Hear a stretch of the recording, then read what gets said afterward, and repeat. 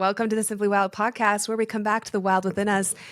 Guys, we are in for a treat today. The wild spookiness within us. Is that what we're doing?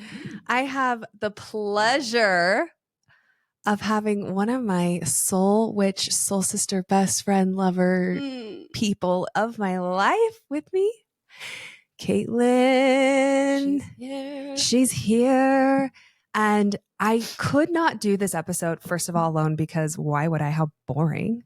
And it's a little spooky. And it's spooky. I need you with me. Hold my hand.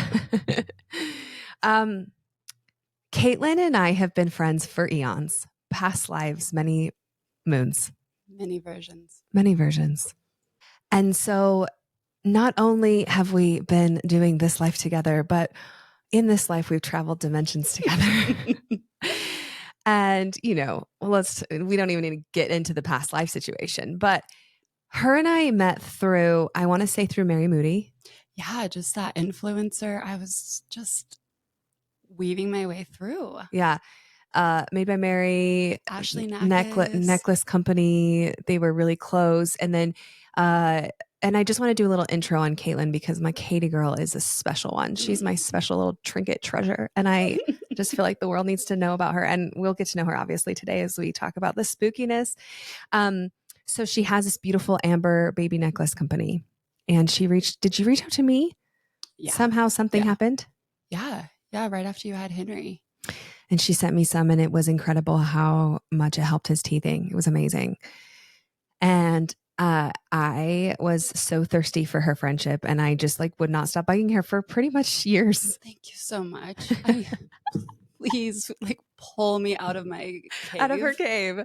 I need it. Okay, what's crazy is you're actually getting to speak to two ego projectors today. So Caitlin and I are both ego projectors, but my profile is a 4'6" and Caitlin's is a 6'2". 6'2". So she is a role model hermit. So she goes into her cave, guys. She's a cave dweller, but I love it. And it's, what's so beautiful about learning her human designs together is we can hold each other and honor each other where we're at. And I never take it personally when she's in her cave because it's part of her process. Well, and that's what's so beautiful is that you understand. Right. And so I am a frustrating friend. It is hard. But human design gives you that grace and such a little lens on why I am. It's like, I'm not running from you. Totally. Just come find me. Yeah. I always had that feeling. Initially it was like, I made it about me and I got nervous.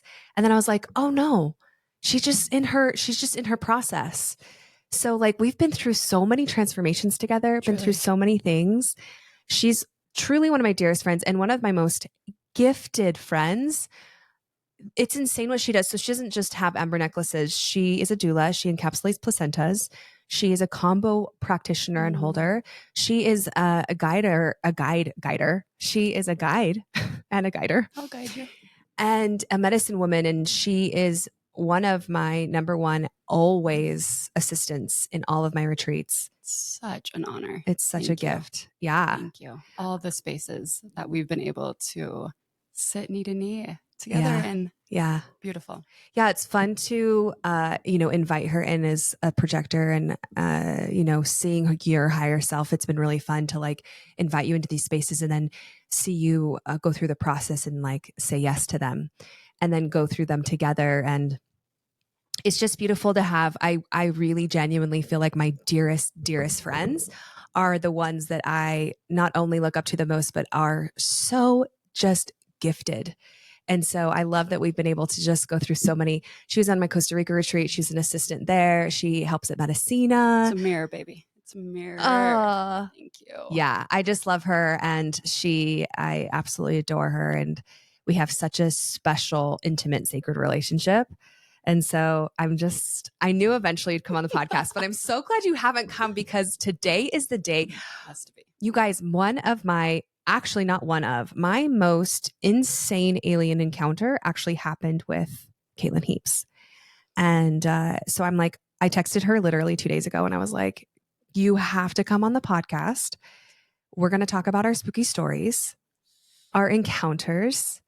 I mean, we could spend all day talking about our encounters, at least for me, like because I've sat in ceremony, at least with grandmother ayahuasca over 40 times, and I have had you have so many encounters there. We're not necessarily going to talk about those because we could just talk about them for forever. They're fun. But the cool ones about like spooky Halloween are like every day walking around in the 3D, out in the wild, the portals in our house, the feelings, the energy, and that fly will just not leave you alone. There's got to be like, he knows. He's like, it's spooky season. Just protecting. Yeah. He's blowing she wore her third eye robe. Action from your spooky stories. They're Sadie so good. Hasn't told me this. I'm coming in fresh. Yeah. And I am protected. I'm like, Caitlin, I can't tell you have to do. Okay. So before we go into them, you guys are going to die. I have a lot. So I'm just going to go through them as I see fit. Like I didn't even rate them from like best to worst. All of them have their own piece and they're amazing. So, and I also got a full permission to share all of them, and I'll only say full first names. But before we do that, we're going to talk first about our spooky stories. So we both have like a couple. I mean, besides plant medicine and our experiences in those, at least for me, I have had encounters with spirits my whole life. And it's been terrifying when I was a child. But then it's like, when I was thinking back on my experiences with them, they became almost neutral because I think that's why I became such a master at disassociating. It's like I always knew that they were there, but I got to a point where I had to just like turn it off a little. Totally. And yeah, I know you have similar things growing up, and it's like, and now it's like, I just know we coexist. Totally. I can't be naive to think that we're the only ones here. Do you feel like because of those experiences, at least for me, okay, so when I was growing up, all of my experiences were really, not always, but most of them were very dark. Mine weren't. So yours weren't? No. Okay, that is amazing. Yeah. I think that's why I had disassociated. That's why I turned it off. That's why I was like, nope, I don't actually want to play with this anymore. So I'm just going to turn it off until I got older and my prefrontal cortex developed and I didn't feel so fight or flighty. But because I was so inundated by this idea of the devil growing up and like possession. I didn't have that. Oh my gosh. So you weren't initially scared of them? No, I wasn't raised with that language. Dude. Phyllis, PJ, we love Phyllis. My grandmother raised me to, that was just in our home. That was so normal. She was doing, and I didn't realize this until my adulthood, when after she had passed and I was really going through her room and her life, baby girl was doing seances. Baby girl had like portals. She had instruments in her home. She had items in her home that now I have found out. I'm like, oh, that's why the door was shut. She was in it, but always like in a very safe or positive or curious light. So I wasn't raised with darkness. So maybe that's why I knew like, okay, I know you're here. I don't want to engage. And so I just like, but there was no darkness. So you were never afraid that they were going to like overcome your body? Never. Okay. So this is so perfect because one of the things we're going to do today is teach everybody the power of their sovereignty.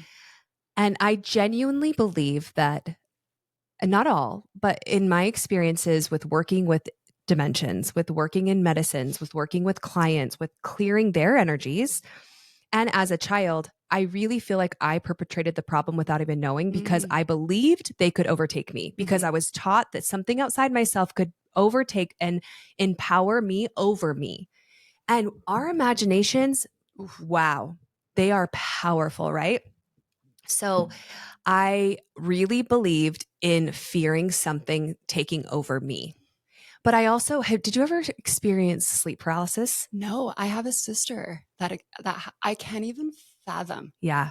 I was like, oh. Yeah. So so this is a whole nother section, but I do believe it comes like it's part of the spookiness. So I struggled with sleep paralysis.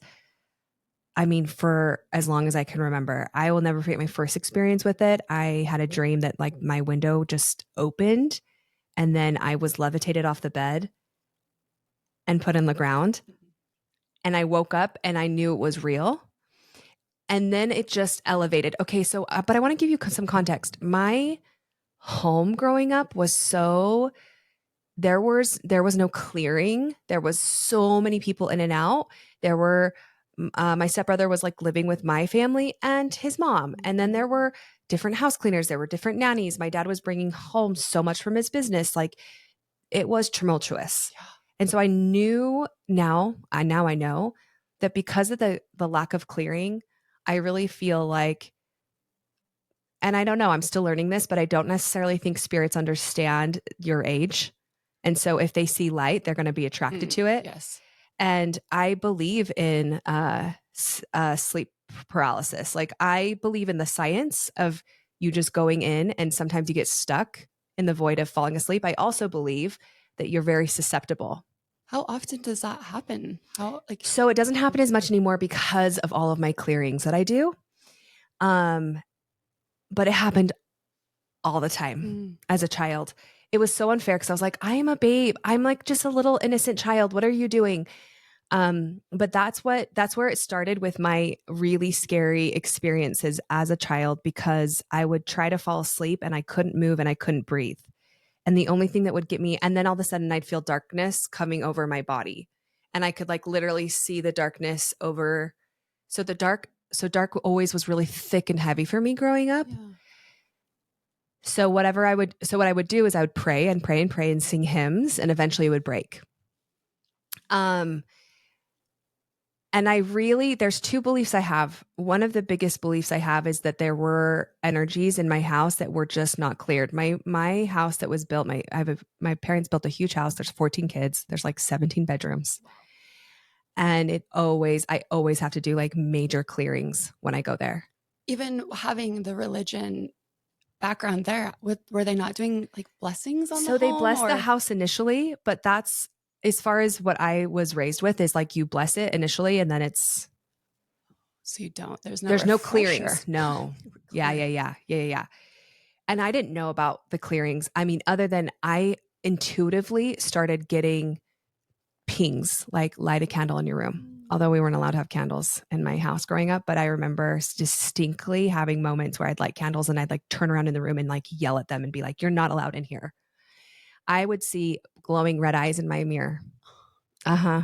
You were like so little. No, literally it was terrifying. And so on the opposite side, there would be moments when I would pray and I would feel literally Jesus Christ wrapping his arms around me. So I just was really in tune, but I didn't want to be in tune. I was like, nope, do not. It just scared me so bad because I really felt like I could be possessed. I really felt like something could take over my vessel because of the sleep paralysis, especially. Did you ever speak this out to your mom? I remember the first time I had the dream, I said, Mom, I just had the most terrifying dream. I couldn't move. I couldn't breathe.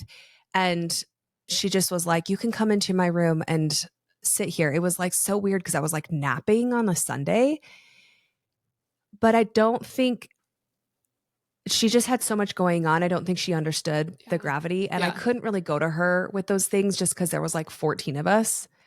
It's interesting though, as we've gotten older, some of my siblings have it really bad still, and some of them have never had it. So interesting how it comes through randomly. It will. It has been, I want to say it's been years since I will feel it come on, and it only ever comes on if I don't clear my room first. Interesting. So although I understand that there's a science, I can't deny the fact that first I was raised with it and it happened in a home that wasn't being cleared, and I felt the darkness, right? And I also was raised in this idea that it could overcome me. So I really had that thought. And even if you're a child and you are raised like that, there is something to that. Your imagination will change everything. Everything. It will create anything. And I do think that, like, when we talk about possession, being possessed, negative energies, ghosts, spirits, I really feel like even just an intrusive thought becomes an entity.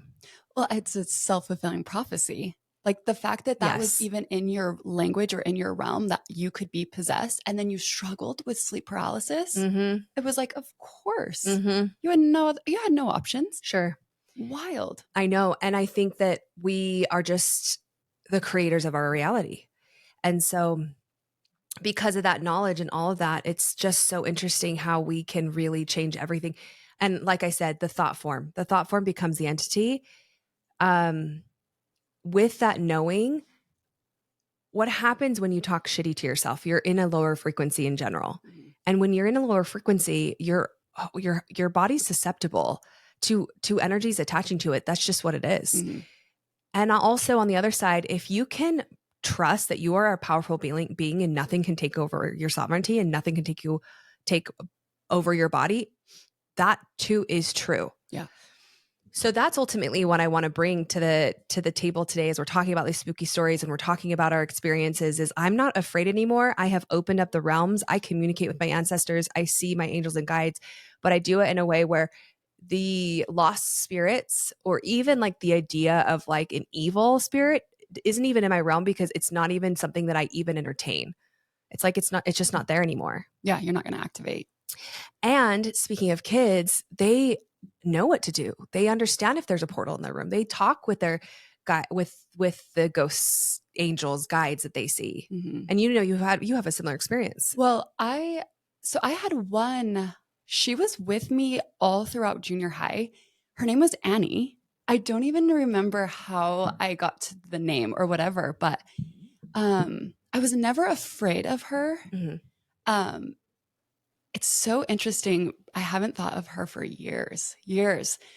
But I was down in the basement in our home, and I was the only room down there that was built out. So you would come down the stairs, you would be in the 2x4s, and then my room. And my mom would come down and say goodnight to me. And I remember one night she's like, or we both heard, "Good night, Mom. I love you." And she responded, "Good night, I love you." And it wasn't me who said it. Wow. So I had to just lay there in the dark. Wow. And you heard it too. She thought it was me. It was so clear. Wow. So she was just responding. And I was like, oh, that wasn't me. And I used to wear even more rings. Yeah. And all my rings were taken off that night and put on my windowsill. So she was always there. She was kind of tricky, never negative, never scary. And then she just kind of dissipated. Wow. Yeah. But she was always we always knew, there's Annie. Do you remember her assisting you through things or coming in specific times when you needed her most? No, she was kind of, I don't want to say a trickster, but there was if there was something that felt oh, there's Annie, but she was never profound, but she was always there. And then one day she just was gone. Maybe she was holding me in a time that I didn't know that I needed just someone down there with me or whatever it was. But right. Even within my kids, I think the language that we speak around spirits and energy, River has a ton of experiences. And now I'm thinking, as we're sitting here thinking about or talking about clearing your room and locking it before bed, I always lay with my girls and I lock their room and I clear their room every night. But I have stopped laying with River. And he's a man child. So I'm not in there. He's 15, yeah? Next month, yeah. Yeah. And he sees things all the time. So now I'm sitting here oh, I need to be going into his room. But his are little, he'll see two beings walk in and they talk. He hears them talking all the time. And then he said the most recent one, the two of them walked in, these two beings, but he's never scared. Yeah.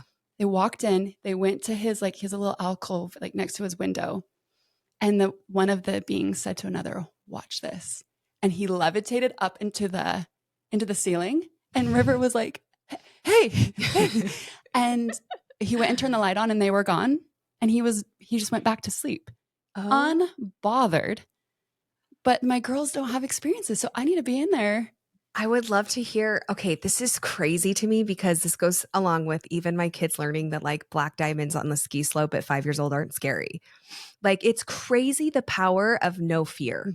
I would love to even doubting the fear is so interesting because I want to be River, why aren't you scared? But he's bro, why would I be scared? Yeah. It's so interesting. And, as our kids get older, because my kids are around the same age as River, I don't lay with them and lock their rooms anymore unless I feel I need to, because I've taught them to lock it themselves. Mm. So it's been cool because like Baylor will light incense almost every single night before he goes to bed. But he saw one that was really scary for him when we first moved in. Maybe it was a year. And he's like, Mom, I just saw a decapitated ghost. Oh. But it wasn't like it was like that part of it was scary for him, but it wasn't that he thought it was like going to get him. It was just that he like saw it. I was like, oh, would you like me to help you bring him through the portal? Like, would you like me to help? Because I've never seen that. That was like, wait, you saw what? But then my reaction could be really damaging for him because he was kind of like matter of fact about it. And I was like, cool, okay.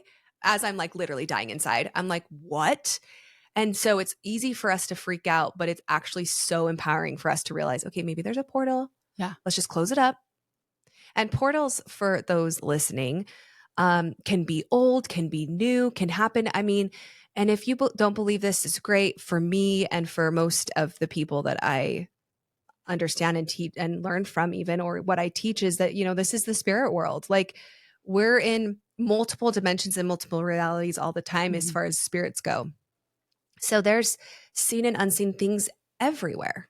And so, a portal essentially is just a place where things can come in and out as far as spirits. Yeah. Yeah. Especially too, like in the spaces that we hold, like you can't deny when you come home from holding space, or like those intimate spaces that you're in with people, with humans, with energy. Like with the energy stack with Adam and I, we would come home where we do breath work, and it's big and there's so much movement there. And we would come home and just be like, put your stuff away, let's go to bed. And it only took us 2 times where we were like, we weren't sleeping. We were insane energy. And I'm like, hey, we have to sever that. We have to sever the energy of all that we just saw and held and moved. And we need to call ours back. And game changer. Yeah. I mean, it's so essential. I mean, even just so being a space holder in those kind of things is like, the advanced art of holding space, especially when you use medicines and when you're going into those places with breath even.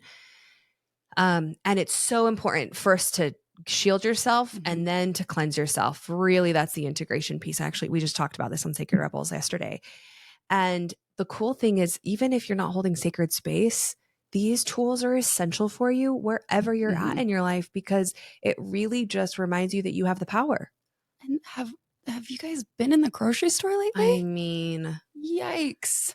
Like, please do not go to Costco Please. without locking and shielding and guarding yourself. And then cleansing after, because it is dense. I mean, you think about our kids coming home from school and their rage, or they just come home and they're upset. And I'm like, oh, we need to clear them because they, as much as we educate, maybe they forget or they're not aware. And that's okay too.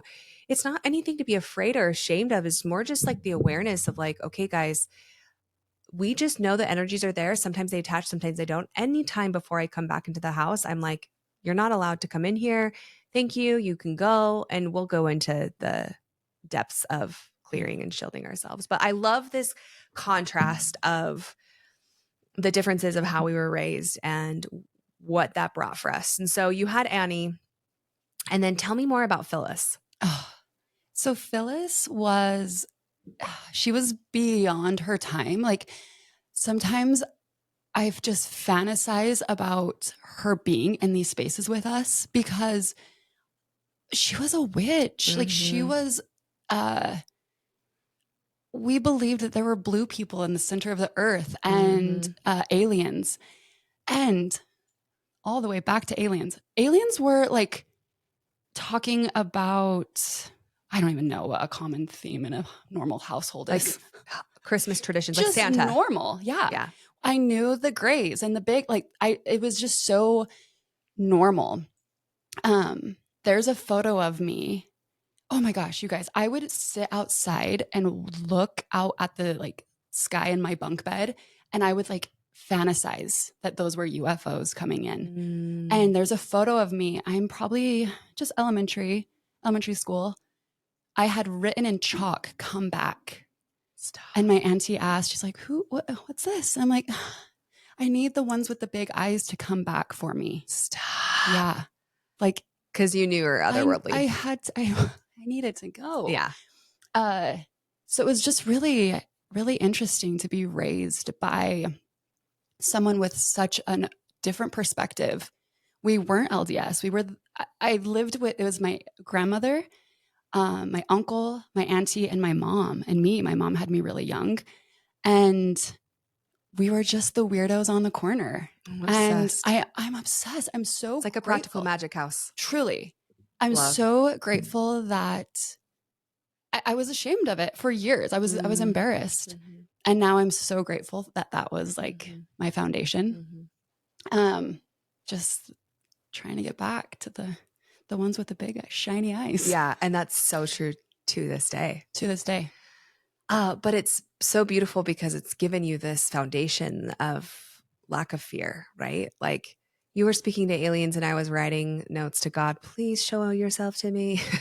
God, and putting them under the pew. Isn't that so interesting? Yeah. Like the aliens were our God. Totally. Like that's who we talk to. It's just about like how you're taught. Yeah, I had no idea that. It's all about to pray. Yeah. I mean, it's the beings above us. It's the fact that we're not alone, which is such a cool, I really am grateful for that education alone because it's just such a metaphysical teaching that I love that I've continued to carry through.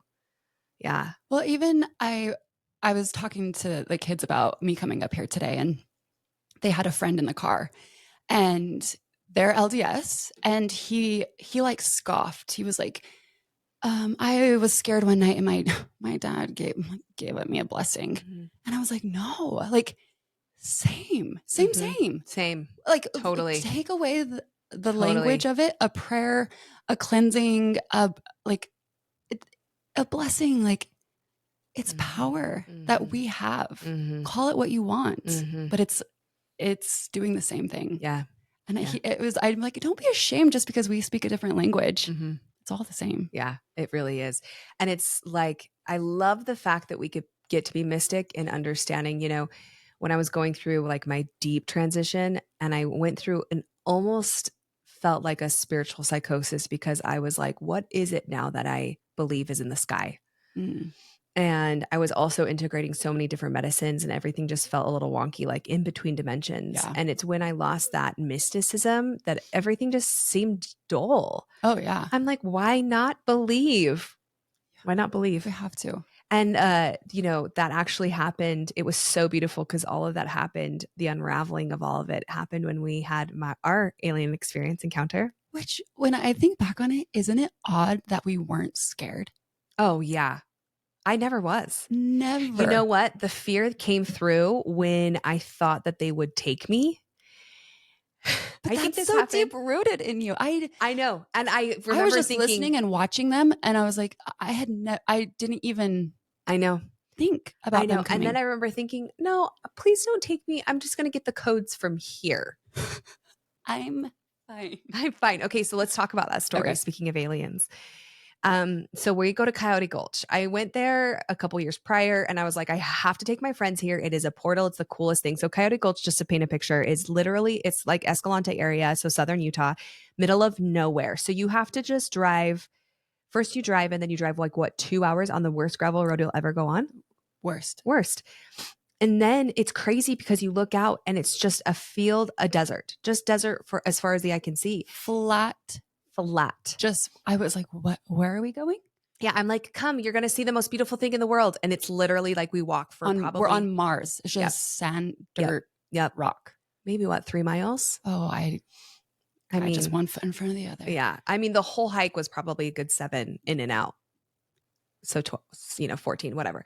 Anyway, so we go in and it's about 3 miles. And then all of a sudden it starts to like drop and you start to almost like see an opening in the rocks. Just a little crack. And then you have to grab a rope and we have to rappel down. With our backpacks on. With our 50-pound backpacks on.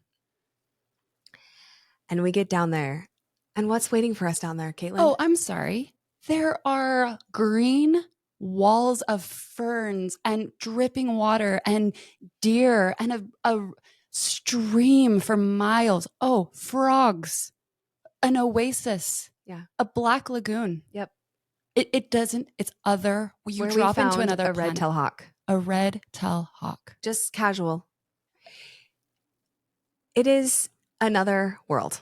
It doesn't make any sense. It doesn't make no sense. No sense. It really is one of the most beautiful, ethereal, incredible places. And then as you are sleeping, you are laying beneath, how big are, what is that? I wish I knew. Maybe like 2-3 football fields. I'm the worst. I'm like too. 5 hands up. It is, you're laying in, it almost is like a dome. Yeah. You're seeing these massive walls of red rock and then sky. But the way you're laying, it's like you're looking outside of a spaceship dome. It doesn't make any sense. And I feel like the longer we laid, it was like the canyon like went out in a V shape, even though it was like straight up and down. It's like literally you're down there. And there's faces in the rocks. There's profiles. There's peekaboo boys coming up over those.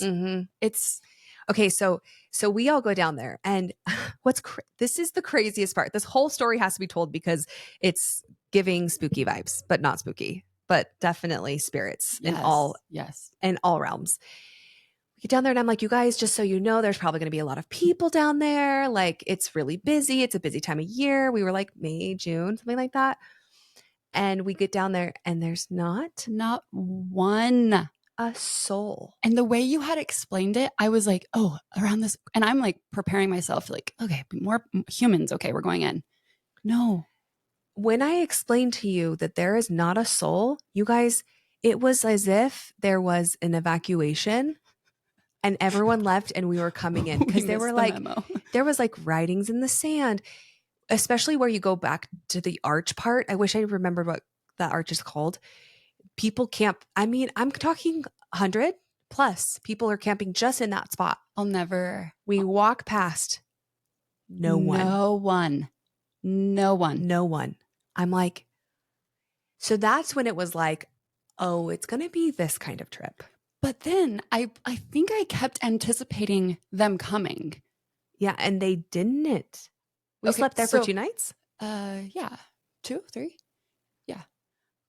I think that energy is what, and we'll get there. I was waiting for there to be more humans and there weren't. So when I heard what we heard and it wasn't. Then what? Well, so we get ready for bed the first night and okay. So before we even get there, we're talking about connecting. Well, we were going to do a CE5. Meditation. So tell me what a CE5 is. So a CE5 is you have like a frequency, like you beam out your call to them and you can use a laser pointer and you just go out and you're like flagging them. Yeah. The UFOs. You're like calling them in. Yes. And everyone in the party has to have the same clear intention. Yep. And no fear. They will not come if there is any fear present. So everyone within the meditation has to have an open heart and be so true to like openness and zero fear. Zero fear. And so we did it. We did a CE5 and we were all open, no fear. And you saw them like coding in. And then we all were like, okay, so we all like you hone in on one movement. So we were all watching this one flicker, one little sequence in the sky. And then I fell asleep, I think. I can't remember if it was the second night that I had my contact. Maybe it was. But the first night, okay, so we decided to sleep outside. We decided not to put up our tents.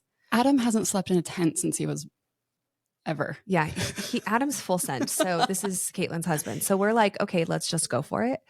We slept in the sand, you guys. We slept in the sand. So all of our heads are facing each other. Did you hear them the first night too? No. Okay. Was it the first night? I know that they were there for both nights because people are falling asleep. I am not falling asleep. I heard them the second night, like they were walking around us and nobody said anything. We weren't like, hey, what? We were silent. So when we woke up, Well, and again, I'm expecting to wake up and there be campers Yep. that set tent Yep. up because we heard them all night, Yep. like a circuit, like going around us. We're next to a creek and we could hear. So we are down there by ourselves. We set up camp. We fall asleep. I'm not falling asleep. We do the meditation both nights, right? And the Galactic Highway opens up a little bit the first night. We see a little like squiggliness in the sky. And we're all falling asleep. And then I hear voices and I'm like, okay, cool. I knew immediately I actually had the feeling that it was natives, not aliens. Did you feel okay? Were you scared? Was I scared? I wasn't. No, I just knew what it was. Yeah. But I also knew that we had give offerings to the land. I knew that they knew we were okay. They were whispering about us. They were walking in the water. Yeah, I heard the water. It was a male and a female. And I was like, okay, this is going to be that kind of trip. Like I just knew because we had been talking about this. It was the Heaps, the Sabins, the Canalises. And the Canalises are also very open and they do medicine with us and they assist us and assist me in Medicina. And so it's just like this big group of just really open-hearted, grounded people. Oh, and Michael's like the stories he was telling us. The alien. Oh yeah. He knows their like lineage. He knows their. Yeah. His stories were epic. So there were so many different dimensions we were playing with, right? So there was these people talking, these native, I really felt like they were natives. And then we were working with the stars. So then we wake up and I think we talk about it. We're like, oh, did you hear those people talking? Yeah. We're like, where did they set up camp? I wonder where they land. And then we were like, oh yeah, those weren't humans. It was almost like, we talked about this too. It was almost like when we walked down there, we cloaked ourselves and we were in a different reality. And who knows if there were actually other people there. That's how it felt. It really, so the second day too, we are walking. And again, I am anticipating. Hi, nice to meet you. So many people. And I'm like, I know. We would turn a corner. Nobody there. And then we started getting just the giggles about like, are we like in a different dimension? Yeah. Are we literally, because everybody else is walking around us and we can't see them? You guys, to go to Coyote Gulch and have no one there in May is unheard of. Wild. And we walked for miles. We did so much mileage that day. In the creek. And we get back. Okay, so we have this incredible lagoon situation with the red tail hawk. We have this prayer. It's this incredible offering. It's just the most incredible day. We're drinking out of the rocks. We're laughing. We're just like talking about things. That's where Energy Stack was born. We just have the best time. So we get back to camp and we start walking around more and I see faces all over the rocks. All over. Carvings, etchings. It's like everything comes alive. It's nighttime. And I was like, oh, we're going back in. Well, we ended up turning around. Yeah. Because it was like, we passed our camp and we were like, oh, we're going too far. Yep. Like we need to get home before it's completely dark. Mm-hmm. Yeah. And there was a lot of it. So that's where it started. And then we like lay down. And I think I told the story of, oh, maybe I didn't. Anyway, so we're laying down and we do this meditation and the Galactic Highway literally opens up in front of us and above us.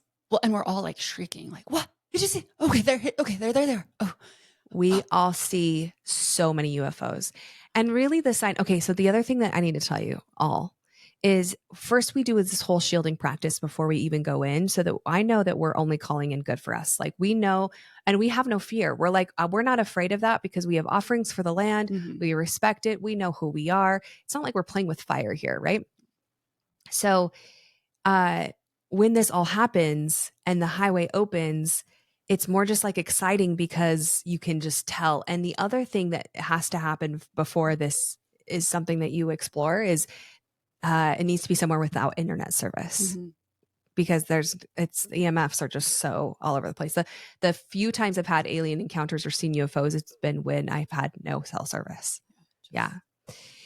So the Galactic Highway opens and I don't remember if my experience was when you guys fell asleep, the one when like it split and I was like writing codes in the sand after. I remember hearing you say like, "Oh, it's opening. It's opening." Okay, yeah. So, but we were all like in our own process, like watching it, but we were all like, again, mileage. So we Yeah. were all just getting Yeah. so sleepy. Yeah. And you just, You guys, it was the crazy experience of my entire life. So I was locked in on this one star. And it was just like all of a sudden it started splitting into two. And then it made these, you guys, the craziest figure. So it was like a stick figure person. And then it was making these really incredibly beautiful light language signs. And then it came closer and got really bright. And then all of a sudden there was like this red coating that came out from the center and moved towards me. And it was like all of these codes and numbers in this red, like electric, like almost like a neon sign had come to me. And I knew it was coding me with something. I think last point I got was the red. I remember seeing it expanding and like the color. And then, Yeah, it like locked in and I was like, okay, I can do this. And I remember it getting closer and closer.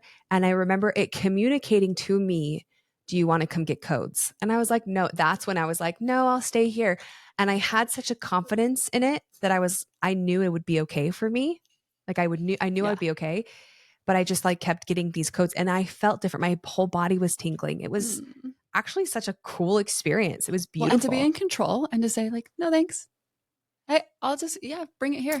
It was the most crazy. We didn't never see alien big eyes, but we No. saw so many UFOs, so many lights come with flash, so many zigzaggy Even the travel. movement around us. There were definitely like they came down.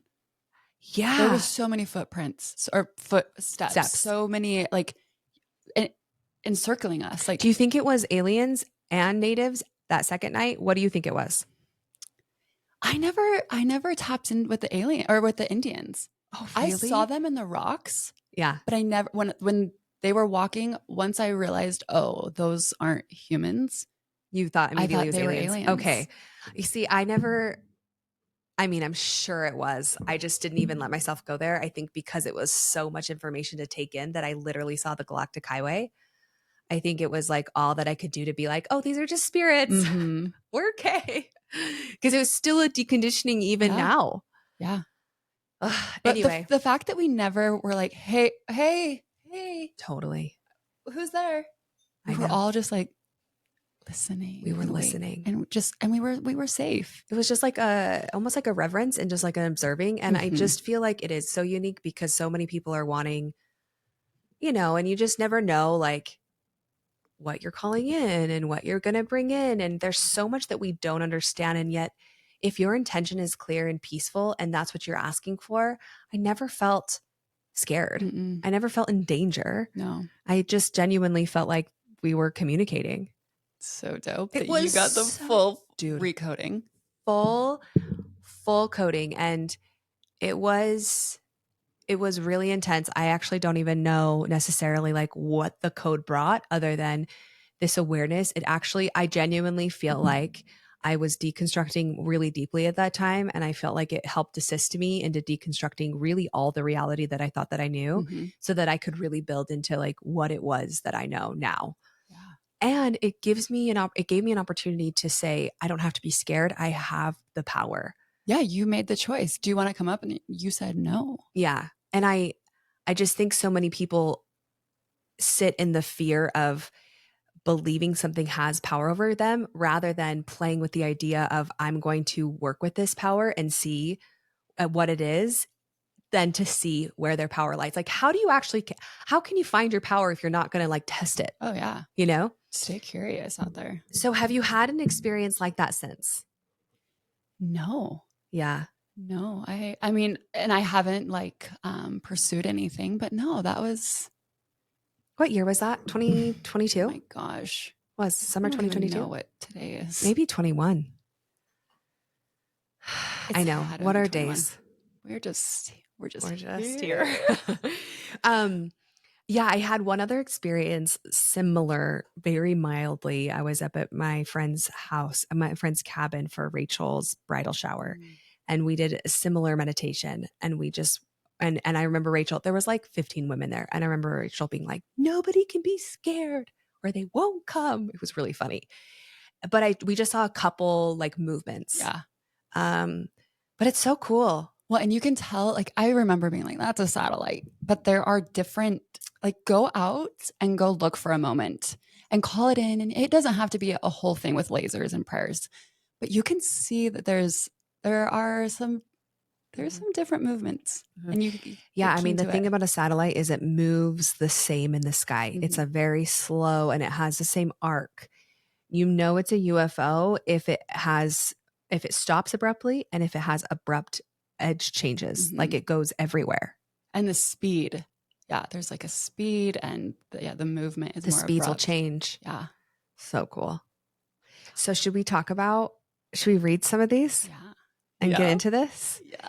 I'm thinking about if there's another like any kind of interactions that you've had, you can, share them. But for me, the only thing I guess I'll say about my interactions is I see spirits all the time, but they're never scary. And I see them and then they go away. And it's mostly, I've seen a farmer here. I've seen a child here. And I really, my grandma will flicker the lights. Mm. And it's just like my interactions for really, I mean, years now have not been bad because that's the only thing I Yeah. allow in my house. I wonder if my aphantasia, I Yeah. can't see. But you feel. I feel. Yeah. And I like my kids see. There's a little girl that runs around our house, and we have a Mm. neighbor, and we had that hole in our fence so Mhm. they could come and go as they Mhm. pleased. And I remember hearing Romy yell one day, "Nora, what are you doing?" And I was like, "Rome, like Nora's not here." And she's like, "She just ran into the mud room." Mm. And so there, yeah, it's again, she's like unbothered. Mhm. Yeah. So aphantasia is the inability or like a block to not be able to see. Mhm. So like in ceremony and medicines, you don't. So it's like if you close your eyes and I say, picture a green apple, Mhm. some people, bless you, what a gift, will see a shiny apple. And I just have a knowing of what an apple is, but Mhm. it's dark. Mhm. And you've had a couple experiences where it's coming. Yeah, yeah, That's so exciting. yeah. They I met with this beautiful, beautiful woman, and she told me that it's a trauma response a lot of Mhm. times. Mhm. And so it's been really interesting to try and play with that Mhm. and get curious and try and unravel that. Mhm. I would love to see. Yeah, you saw eyes. Yes, I've it's getting better and I'm like I need to like relax into it a little bit Yeah. more. Yeah. I like was so clingy to it and wanted to identify so much with, oh, I don't see. Mhm. And now I know And it now you're comes in different opening up. ways. Yeah, Yeah. yeah, yeah. But Yeah. I feel it. Yeah, I definitely think that there is the ability to open to all of it, but it's like it's just different for everybody. It's just different for everybody. Probably the most spooky thing that has happened to me recently was I used Mexican instant coffee for an enema. Wait, what?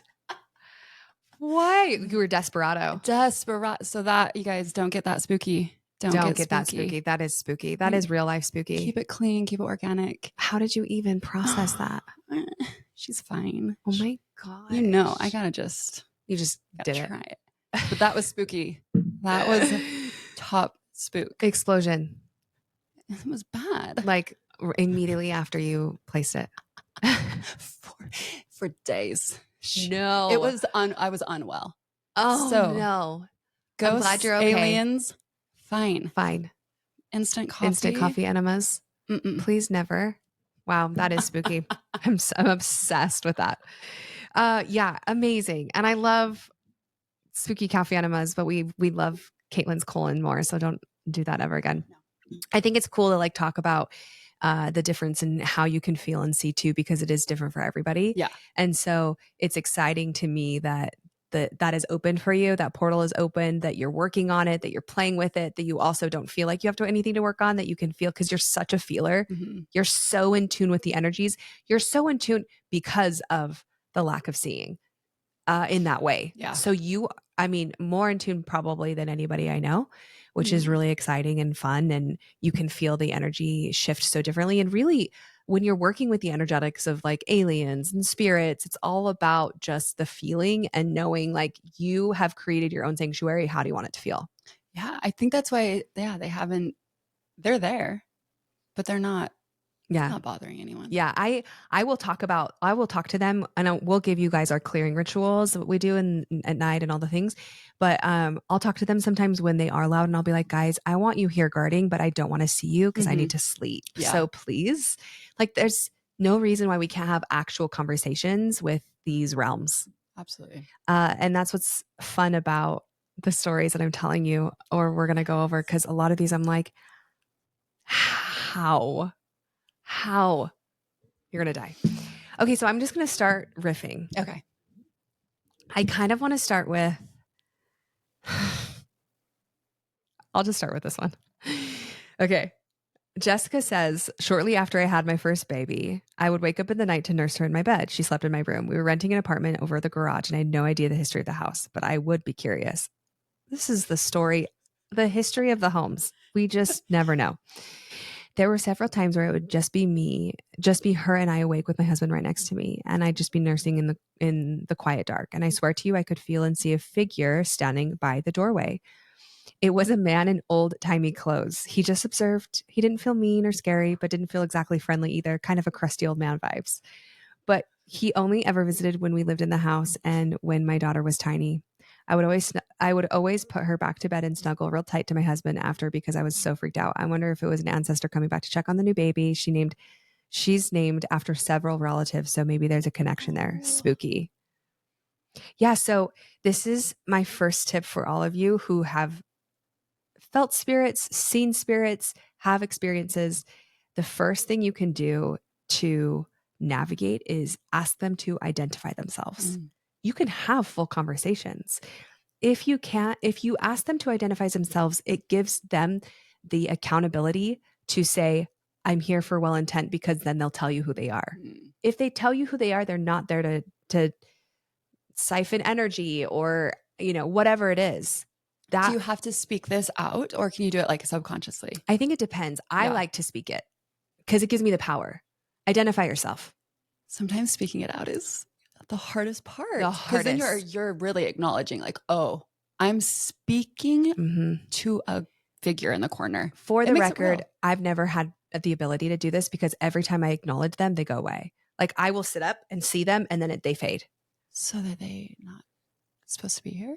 Um, More like I feel like I am telling them with my energy that I don't want them there. Interesting. That's the energy. Mm. If I felt like I wanted to play in these realms, I don't feel the need to, at least yet, because the realms are so open to me anyway that if I asked an ancestor to come through or a goddess to come through or like I call on Yeshua, they come through. Mm-hmm. So it's very clear to me. But when I'm sleeping and something feels and I open my eyes and I'm like this, it's upsetting to me. Yeah. I don't want to communicate. I want to sleep. And so that's why they leave. Mm. So if you are playing in those realms or if something happens and the person isn't leaving, there's a good chance they want help to go through the other side or they want to communicate with you or you don't feel comfortable with it. So if you can ask them to identify themselves, then they can literally they have to do that and then you can say you have to go. You have to go. I feel like I want this to happen to me. I know, like, and it's so cute that we're doing this during Halloween because you actually like Samhain is such a beautiful, it's a Celtic tradition. That's where Halloween comes from. And it's all about the Celtic lineage, believing that that is the most poignant, veil thinned day in the year. I'm going to be in my closet. Totally. I'm going to be doing some work. So they communicate often with the other side in this day. Beautiful. Okay. So yeah, this is cool for Jess. I'm like, Jess, you could have been like, bro, especially if he was just standing there. Identify yourself. Is there something you need? Because you can go. It's literally like, it's giving creeper in Costco staring at you vibes. And if you stare at him back, then you get to play yes, the higher card, right? Okay.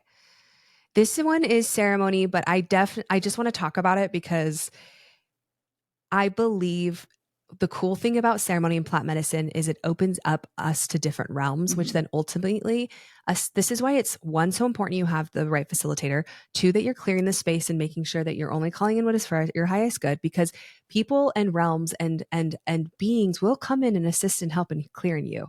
Oh, and we have been witness to Mm-hmm. baby girl going up with this intention of give it to me all the and they can't, like, and she's given it. Yeah. Yeah. It's all about intention. It's all about, and also, being able to, like I said, having a facilitator that understands how to work the workings of those realms. So this one says, Natalie says, a legit had an alien come to me in ceremony. It put a blue alien looking scarab in my mouth, and it traveled down my spine and gave me a chiropractic adjustment. Yes. And healed my chronic low back pain. Haven't had pain there for 4 years since that day, and had a whole ass pregnancy and no pain. Full body chills. So I'm assuming, I think I asked her, she said this was a mushroom ceremony. 1000%, I believe. I have the testimony of aliens and mushrooms. Wow. What a gift to be open to that. Hi. Okay, this one's a cool one. Okay. Katie says, I for sure sat up one night while I was still sleeping, and my body said, what planet was I from? So she sat up and her body said, what planet was I from? And then started speaking a different language. Stunning. Then I felt so, she uses the word effed, when I woke up in an exciting but also weird and exciting way. So then I asked her what was the language. Do I have this? Hold on, I have to go into my Instagram. She send you a recording? So she said, so then I asked her this. I said, have you, I said, stop it. I need more details. What planet? And I need to hear this language. And she goes, Uvu, Huvu. Not Huvu, Uvu. Sounded like Uvu, Huvu. So apparently that's the planet. The language that I was speaking had O's, V's, M's, and U's, but I haven't been able to speak it outside of dreaming. And then I said, have you tried? That's her light language. Activate it. And she's like, dropping in right now. I'm going to try it. And then I just said, I can't wait to hear. We need to find out where Uvu Uvu is. Isn't that amazing? I'm obsessed. Okay. This one's going to rock you to your core. I got to get ready. This one's super cool. Okay. It's actually, it's giving power. It's real. It's giving all things. Okay. It's long though, so buckle up. You guys want to hear all this. Alex, I'm obsessed with you. Thank you for sharing this. Almost exactly 3 years ago, my family rented a cabin in Lake Tahoe. The cabin was 5,000 square feet of Victorian history with its own private beach. We were spending the week there for vacation when the weather forecast said we would get a dusting of snow. October isn't usually a time for heavy snow there, but the dusting turned into a blizzard, causing a tree to hit the house and disconnect the power. We spent the afternoon deciding what to do, and my parents lived close enough that they decided to drive home, as did my brother. My husband and I didn't want to pack up our 2 and 4-year-old and make the few-hour trek back, so we rented a hotel for the night. An additional 4 feet of snow fell that night. The next morning, we were told the power had been restored to the rental house. So we drove through the somewhat plowed roads. I cried the whole time, but we had to dig out our car for the time we got the rental. The house was creepy. So she went there, and she didn't even talk about the fact that she went there initially and it felt creepy, but it was creepy initially. Power goes out, goes to the hotel, goes back to the rental. It's creepy, okay? The second we had all arrived for our vacation, I felt bad vibes, especially from the upstairs bedroom my husband, kids, and I shared. Now that we had returned, we found out that all the power hadn't been restored after all. They just have to go back in. So she drives all this way to go back to the house. With her babies. Carts all the stuff in through the snow, no power. Again. The house that was creepy in the middle of the day was eerily silent and dark. We spent the day huddled around a fire in our snow suits. But the sun started to set, and we realized it would be too cold for our kids to sleep there safely. My husband took the kids to the car. Okay. I can't with her. I'm sending her an award. So the husband's like, I'll be the brave one and take the kids to the car, honey. He left her to pack up everything herself. And I stayed behind to pack up all the things we would need at the hotel that night. So they're going back to the hotel now that it's dark. It's already gotten dark. It's like he didn't leave with the kids though. No, but apparently the car was past the long yard, past the snow. So he goes to the car to turn on the car and sits with the kids while she has to pack up the shit by herself in the now pitch black house. Okay. I took the kids and I stayed behind to pack, which is a lot of stuff when you have a 2 and 4-year-old, right? Immediately, the lantern that had been working all day turned into a strobe light. No. I picked up the other flashlight that I had been using, and the batteries were completely dead. Also, the energy of a strobe light. No, I can't. It's too much. I can't. It's too much. It's too much. Okay. I picked the batteries. Because the power was off, it had been weirdly quiet in the house all day, but I started hearing 2 voices coming from upstairs. Specifically, that's when you just leave. Literally leave. Sleep in your clothes.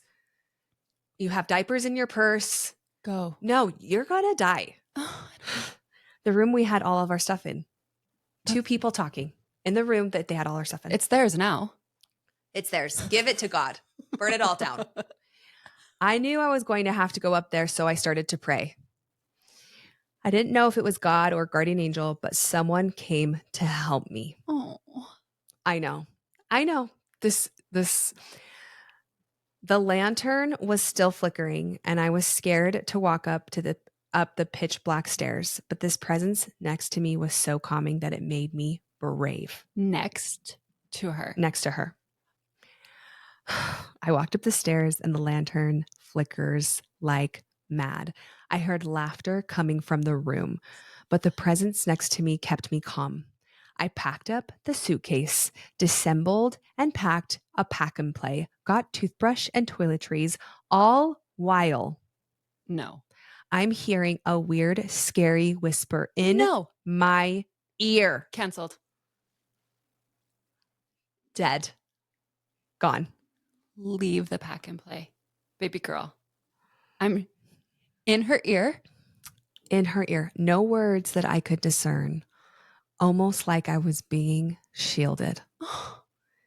But the vibe was, get out. The lantern officially dies. And I'm starting to get more scared. I take all of our stuff down the narrow wooden staircases in one trip, pack and play included. I was not expecting my heart to feel like this. No, this is so good, right? I'm dying. I'm like, how? She's so brave. I would never, even though I know that no one has power over me, I would. Oh my gosh, this reminds me of Costa Rica. I have to tell you about Costa Rica. Oh my gosh. Okay. I take all the stuff in the last thing I needed was the snow boots by the back door. And remember, this is a 5,000 square foot home. Okay. I needed to walk quite far to get to them. And now I had no light. Her phone also died. Of course. So still feeling this comforting presence, I made the trek down the scary hallway where I knew the boots and coats were hanging. As soon as I reached them, I hear a woman's voice clear as day. Again, though, no words that I could understand, but the voice was coming from my presence. And it was like she was addressing someone or something that I couldn't see. I wasn't scared when I heard her, just surprised, if that makes sense. She was literally like, I wonder if it was her like higher self. Or like an angel or guide or a grandmother or something. Full on shielding her, full on talking to the spirits, full on helping her. I grabbed the boots and coats, made my way back to the pile of stuff, and I could still hear voices from upstairs. I decided that I didn't want to make trips, so I grabbed all the stuff and walked through the huge yard with 4 feet of snow to the car parked on the street. It felt like the presence was still helping me because I didn't even struggle or feel the weight of what I was carrying. What a gift. At least she had that. Can you even? Gets even better. The next day, the power was restored, and my family returns to finish the vacation. She went back to She went the back? house. Can we talk about the review that she left? I know. I should ask her. I literally sent her voice memos. I was like, I cannot believe you. The lantern and flashlight both worked perfectly. Of course, when she got back. I had to sleep in the same bedroom. I heard laughing. Laughing. And voices coming from, and I didn't have any more activity, but it was creepy as hell for the rest of our stay. I didn't sleep much. My youngest was terrified of that room, even though I hadn't told her anything, obviously. The story sounds so far-fetched, and besides my husband, I've never told anyone. I still get goosebumps when I think about it. I don't understand what happened or why or how I knew the presence was there to help me or why I knew something upstairs was evil, but it's what happened. I have no rational explanation. The fact that she went back. I would never. I don't think I could. Okay, this is the best part. Also, I checked the pictures, and today is the 3-year anniversary of that night. Stop.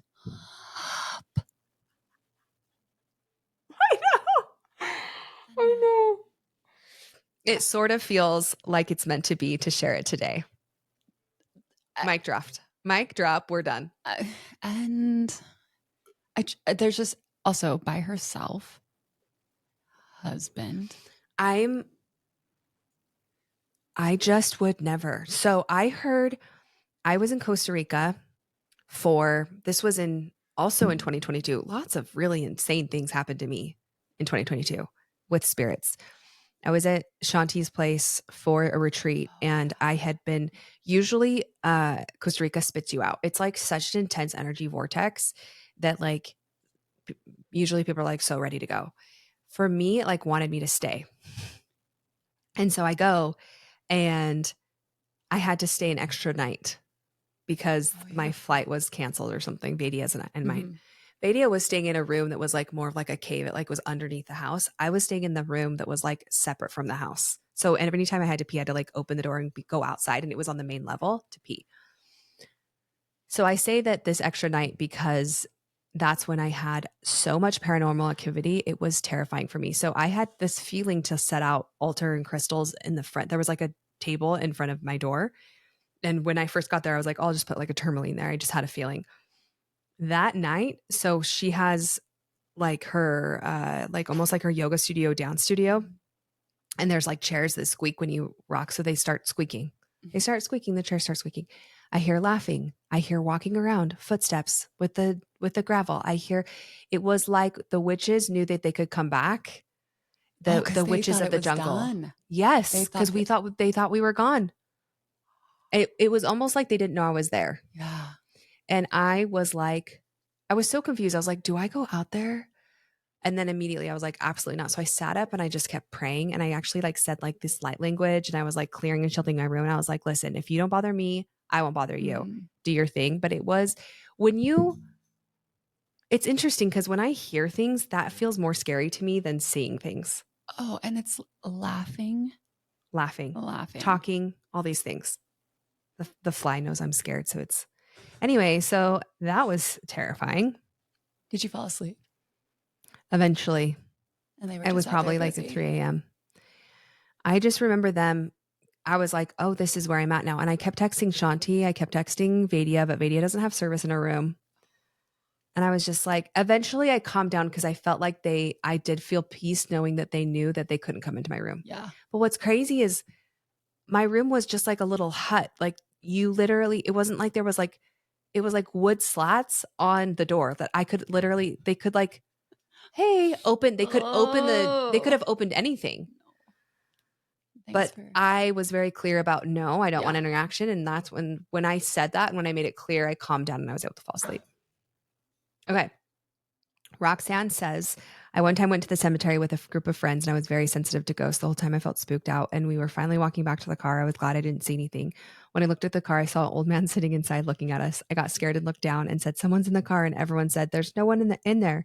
When I looked up, the man was gone. When we sat in the car driving home, I felt a chill the whole time. Dude, excuse me. You're at the cemetery. You forgot that you actually. Vadia loves the cemetery. Loves it. Have you ever done stuff with the cemetery? No. Yeah, me neither. And Ouija board? No. Yeah, me neither. I don't really feel called to go to, I mean, it's not like I avoid them. Like if I'm going to Europe, I always love to walk through them and feel the Yes. history. Oh, yeah. The Park City, stunning cemetery up Oh, there. yeah, but it's not like I go there to like do things. No way. No, there's just like you said, like there's such an honoring to like read their names. And Mhm. so we've done that before, but no, I've never gone with the intent to Mhm. Mhm. meet. Same. No. Yeah, no. Uh what's crazy to me is I had a couple people talk about ghosts in cars. I'm like, "Oh, wow." But I want to say the one thing I want to talk about with Roxanne's story is like you have the power to not let people or energies come home with you. I want you guys to know that. So when you feel like something's oogly boogly and spooky and you've brought something into your home or it's something's in your car, roll down your windows, call upon your angels and guides. I call upon my angels and guides to release all negative energies and entities at this time. Literally say that. You are not allowed to come home with me. They have to abide, I'm sorry. I have never in my life pictured a ghost in a car. right? Can they what? I That's an know. option? I know. I had one other one that said her daughter saw, they were going to church and her daughter saw a woman who was transparent sitting in the driver's seat. Oh, But she went out there and she didn't see it. So, I mean, I think that they are can go anywhere. when we pass the cemetery, all my kids hold their Hold their breath. breath. Yes. I actually don't hold my breath, but after I just go, I said, why you guys do that? Well, initially when I was growing up, we did it just for fun, but they are like, oh, so they don't come into uh-huh. your soul. I'm Yeah. like, okay, that's a little morbid. And you know, Yeah. that's not possible. That's why I just Wait, do that. Do that. Wait, one more time. you're not coming home with me. Yeah, totally. I'm like, I love you. I'd love to see you. Nope, you're not allowed to be here. Bye. Oh my gosh. Okay. In a car. In a car. This is a perfect example of putting selenite in that thing. Put a dream catcher in your window. Do you know how many I have evil eye? We have the rocks in the Oh, door. Yeah, you know. all the things. That's why I got an evil eye freaking tattooed on my hand, bro. I'm like, we're not playing. Not We're not one playing. bit. Yeah. It's all about just understanding your power. Even though I guess I still get scared sometimes. I mean, that's like the human experience. Like it's kind of fun to like tap into that a little. Yeah. Like we just need a little I feel like adrenaline. more than fun, it's like respect. It's like knowing that you could put a life jacket on to save you, so why wouldn't you? So like Mm. we've been given these tools, although I understand I have the power, and maybe I like play into the attachment of rituals too much or play into the attachment of like tools too much, but I'm telling you it works. Like I know I have the power and I have the power because I keep my energy clear, Mhm. because I know who I am, because I know what I'm capable of, because I know that there's tools to help us, you know? Well, and it's like to think about who that was. Like they Mm-hmm. could be confused or Mm-hmm. lost or scared. Like Mm-hmm. they have a name and they had a Mm-hmm. body. And it's Mm-hmm. like, what if one day I get stuck somewhere Totally. and I need someone to. And because we work totally because we work in these realms, me specifically, I've done multiple really powerful house clearings. I'll go into houses or even business clearings for these really beautiful, uh, empowering female entrepreneurs that, they buy a new warehouse and the energy is stagnant there. And they are like, they feel a little nervous because maybe the warehouse previous was like went bankrupt or Mhm. it had masculine energy Yeah. and so I go in there and I definitely feel portals and I'll like be clearing something that is from something negative or dark that happened in the house. We had to pause because there was some shaking and rumbling in our house and both of us have PTSD from the earthquake that happened in 2020. But there's just construction that's happening on our road and it's literally shaking our table, which actually is really symbolic of like, do you see your water?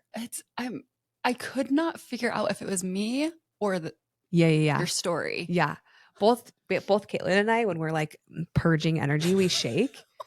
So we're like, is this getting spooky? As the smoke's coming, I'm keeping this cabal happening as we move through these beautiful stories. Most of them are really beautiful. That one with the Lake Tahoe was insane.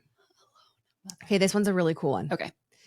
Okay, so sadly, so Sweet Landon, said I could share this, and her mom passed away about a year and a half ago. The woman is everywhere now. It's almost funny if it wasn't simultaneously tragic. I'm Mm. pretty positive she's taking up a part residency in my home. My home is her safe space, the place where she comes when she's, my home was her safe space, the place where she came when she needed mothering or a place to reset. She communicates through music a lot. Songs will randomly Oh. come on that had held meaning for us. My son is 7 years old and is a nonverbal autistic. I know. And uses a speech device to communicate. He came and told me one day, Grandma Rose is sleeping. Her name is Rose. Oh. I've never once told him this. Oh, I guess she never told him that she passed, I think, because of his autism. Mm-hmm. Sorry, I was trying to decipher. Because he's nonverbal and we were not entirely sure what his understanding was about her being gone. Yeah. I can't explain that aside from, I think she sits with him and talks to him. I can't explain it. She sets off the smoke detector in the room she used to stay in. She has a fidget spinner that I took her to her home after she passed, that I found spinning in our kitchen counter when no one is around. Candles have reignited that I've blown out in my room. She's always welcome, so it doesn't scare me, and I know it's her. I will ask her, this is the cool part. I will ask her where things are that I can't find, and she will lead me to them. I think that's why I have to believe in all of it so I can believe in this. I mean, why would you cut yourself off from that? Yeah, I know that souls and spirits are real and true in there, because when my grandma, when Phyllis passed, I was her death doula. And I had the honor of bathing her before she passed. And the minute she was gone, she was gone. Mm-hmm. Mm-hmm. It was just her body, just her vessel. Mm-hmm. And I had never had such a clear understanding of the difference, body and spirit, until she had left. Mm-hmm. And then we were all mourning over this body. And it was like, I have to go. Yeah. She doesn't She's want not us there here anymore. Yeah. And so we left, and I've got to experience her in some ways. Yeah. But it's these stories that I have to believe. It's so beautiful. Like when you have experiences like this, and even the ones that are like spooky, it's mostly just the non-awareness. Yes. It's the fear that we don't have.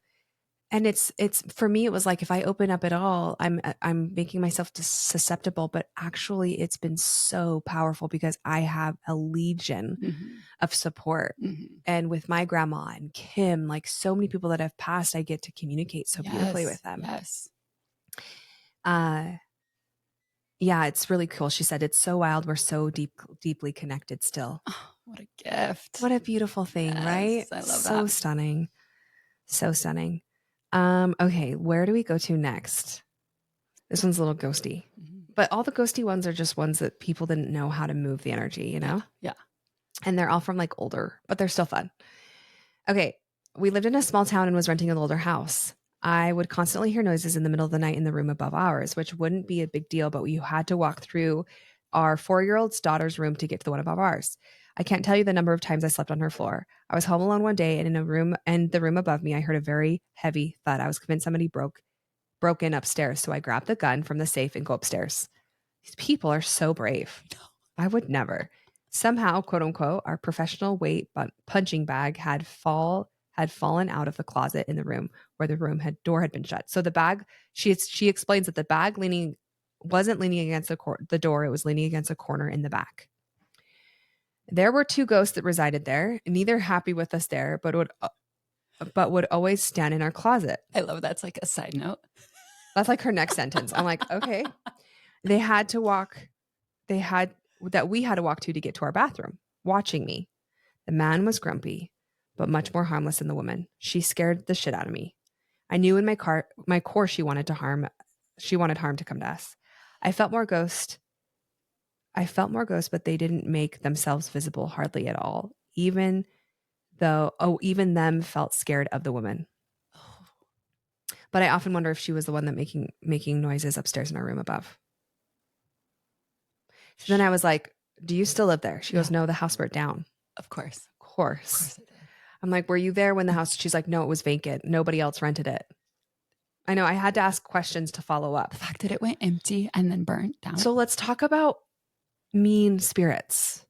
They're just frustrated because they're living in this portal between spaces. Yeah. So if you don't feel comfortable clearing portals, closing them, or calling spirits to the light, please find someone that does, so that you don't have to live in a home that has spirits residing in them. Yeah, they're stuck. They're stuck, and they're stuck. confused. They're confused. You don't need to live with that. No. You get to have sovereignty over your home. Selenite's one of my favorite. I put it in the four corners of our home. I put it in the ground, underneath our beds. The other thing I'm going to say as a suggestion is I really feel like some of this energy is residual energy from native spirits who just feel like they haven't been acknowledged. Mm-hmm. I never go anywhere without acknowledging the lineage of the land. We'll even think about like these new developments. Like you think, oh, I'm just in Bluffdale. No, that's ancient. Sacred land. Yes. Like, totally. Yeah. It's not just in Coyote Gulch. Yeah. It's everywhere. Right.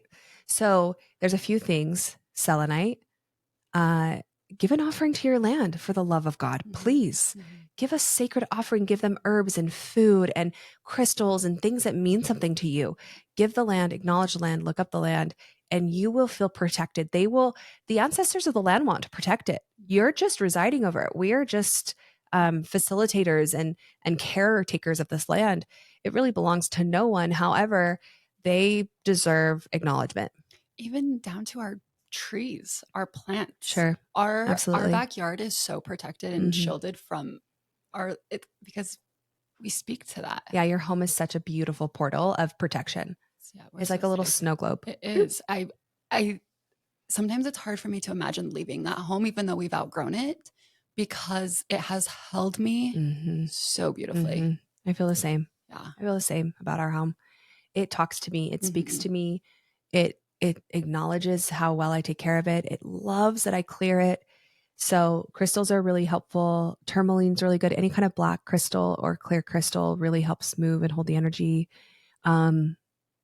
And then, yeah, of course, cleansing agents, Palo Santo, anything ethical, right? Sage, Kapal, doing it at the beginning of every month, or even if you're just feeling like, I always do it when any of my like in-laws leave or guests or anything like that. Yeah. And then as far as calling people to the light, there are people that have been trained, and a lot of people, when I was trained to move energies, I felt like I really got full trainings in ceremony spaces because everything's so potent and fit. It's so thick, you can physically feel it. Oh yeah. But it can be as simple as calling upon them and saying, please move. The other thing that's really important, if you're going to call upon a spirit to move it from the space, you have to alchemize it somewhere. You can't, it's really important. You can literally just call it to go fly away somewhere else, but that doesn't help anything. You have to finish. Yeah. Close it up. Yeah. Either call it to the white light or like really tune into it. Sometimes I'll call upon the negative energies and I'll send them to the earth to alchemize. I'll literally put them in the soil to make it like fertilizer. Yeah. So either send it to the light above or alchemize it into the grass. Well, and I truly believe, as we were speaking earlier, use a language that fits you, that is yours. You don't have to use the language Sadie and I use, or the bishop, or whomever. You will find what resonates with you. And that is when your intention will be so clear and true because it's yours and you're not cosplaying, I'm clearing this. You're going from your heart and speaking your truth that I would like this cleared. And that's when you will have the most power, is when it is organic to you. Yeah. We have so much in ourselves of our own medicine and ritual and language that the English language cannot even comprehend. And so the more we trust ourselves, see, that's what I struggle with fear in general, or this idea that something can possess me, because it's just taking my power away from me. Yeah. So the more I realize, I love that you said that, Caitlin, because the more we realize that we already have the tools, how are you going to clear? How are you going to cleanse? We do it differently. Everyone does it differently, but you never know until you ask yourself and try and see if it works, and it will work because it's your own medicine. Yeah. Your own home wants your own way. Yes. Yeah, love.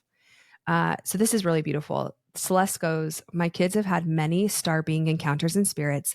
It's why I left the LDS church. They are gifted spirit warriors and needed support, acceptance, and space held. It's why I started my practice. I'm a therapist to other healers, therapists, and awakened beings. And then she just says, I can't wait for your spooky pod.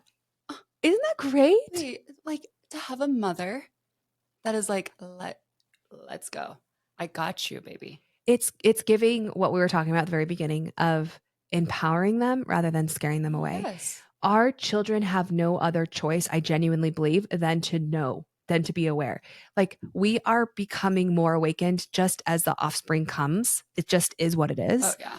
And so even if we were to, the other day, you guys, Henry, literally, we walked home, we walked into the house and he saw a full on leprechaun go into my dishwasher. He didn't know it was leprechaun. He thought it was he said it was a short man and he had like green all over him and he was scared of him initially. And I said, well, is it because, and he just explained it was because it was something he had never seen before. Yeah. And then it was funny because we did the witches night in and our friend Kinsey came to me and she goes, bro, I can feel the leprechaun energy. I saw one upstairs. So, I mean, it's not just about ghosts and ghouls and aliens. The mystics are alive and well for me. Well, yes. Bigfoot, large beings in the center of the earth, fairies, but it can be trickster energy. Mhm. It can because they think we're naive. They think we're ignorant to it. They think that they can trick us. And so, but they also respect us if we respect them. Yes.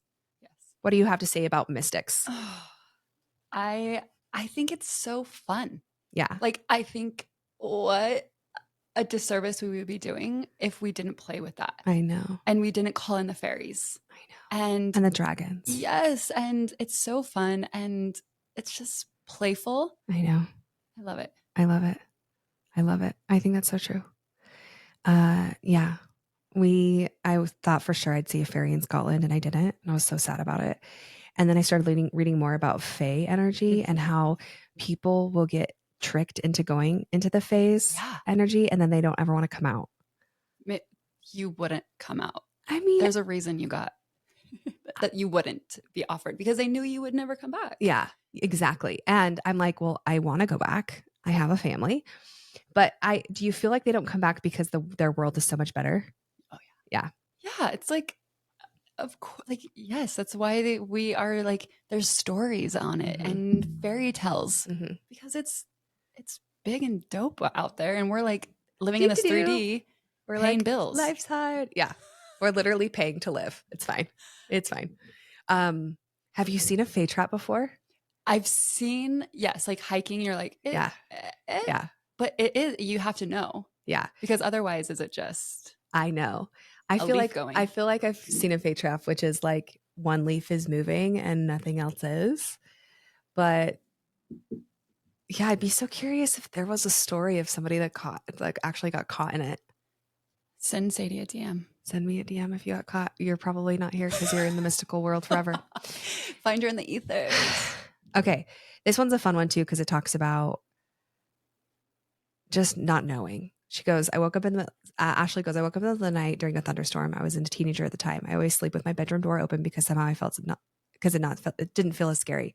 I was always scared of ghosts in my younger years. I always felt like I saw things and felt presences and I hated the dark. So I woke up in the middle of the night and look over my bedroom entry and see a white light. The figure looked as if somebody was standing there with a sheet over them. I got freaked out. I threw the covers over my head, breathing hard, squinting my eyes. I peek over the covers and it's still there. So I throw the covers back over my head. This is what's astonishing about this part of the story is I'm like, usually they leave. Yeah. No. Finally, I decided I can't lay like this all night. So I got brave and sat straight up in my bed, leaned forward towards the door and stared real hard trying to make sense of what I was seeing. It was definitely there. Then the lower half of this white light started to sparkle and then it appeared to fly off. I'll never forget it. Oh, so it was like sweet. So sweet. And then she said, what's funny is I'm listening to ghost stories on podcasts now that I'm an adult and people have had similar experiences. She goes on to just like be so confused about what it was. So then I talked to her about like, oh my gosh, this is a great opportunity if they're sticking around to ask. Yeah. Yeah. What are you? Yeah. Are you a good witch or a bad witch? Identify yourself. When I was little, I'll never forget, we were living in Oregon. This was before I had bad experiences. So when my mom was single, I never had scary experiences. It was only after she got remarried. And I will never forget this. I woke up and there was a cloud of shimmering, glittering, mystical. It was the coolest thing I've ever experienced in my life, literally to this day. I remember it.